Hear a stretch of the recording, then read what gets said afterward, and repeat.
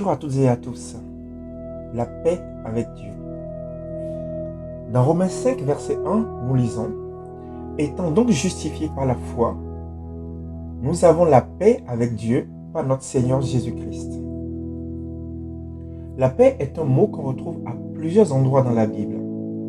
En hébreu, le mot de salutation est shalom, qui signifie paix, prospérité, bien-être, santé. On se rend compte que quand nous n'avons pas la paix, il est difficile d'avancer dans la vie, de réaliser des projets, des rêves. Mais en réalité, que signifie le mot paix? Nous pouvons définir la paix par un état d'harmonie et de bien-être. La source de ce bien-être est Dieu. Un homme âgé de plus de 70 ans décida de se baptiser et de suivre Christ. Il alla annoncer cette nouvelle à son meilleur ami qui était athée. L'ami athée lui répond: Tu as beaucoup de chance car tu crois en une vie après la mort. Moi j'ai peur car je pense qu'il y a un néant après la mort. La question qu'on peut se poser parfois est: que va-t-il se passer si tout s'arrête aujourd'hui? Est-ce que Dieu existe? Si Dieu existe, pourquoi tant de malheurs sur la terre? Pourquoi tant de difficultés dans ma vie?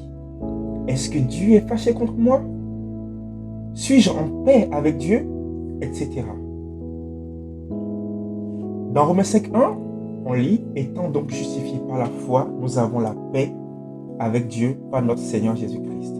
La paix avec Dieu vient du fait que nous réalisons que Dieu n'est pas contre nous, mais qu'il est pour nous et qu'il désire avant tout notre bien-être. Ce verset nous enseigne que ce n'est pas notre mérite qui nous donne cette paix qui vient de Dieu, mais plutôt notre confiance en Jésus-Christ, en ce que Christ a fait à la croix, par sa mort et sa résurrection. C'est ça qui nous réconcilie avec Dieu. Un ami me disait avec colère qu'il ne veut plus croire en Dieu, car si Dieu existait, pourquoi son père serait devenu tétraplégique à la suite d'un accident de voiture? Et il y a des questions auxquelles nous ne pouvons répondre, car Dieu seul détient la réponse.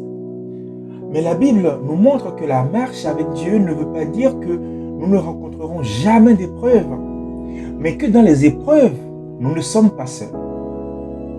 Cette assurance que le Créateur de toutes choses est à nos côtés en toutes circonstances, malgré nos faiblesses et nos manquements, nous procure la paix véritable.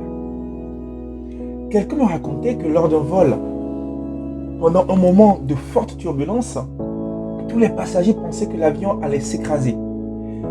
Il y avait une forte agitation dans l'avion, mais un petit garçon restait calme et imperturbable.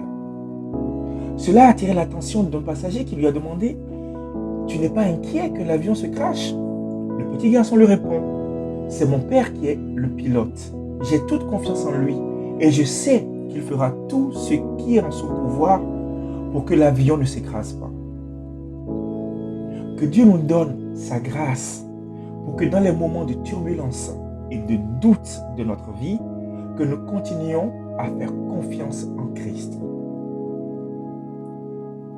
Soyez bénis, à très bientôt.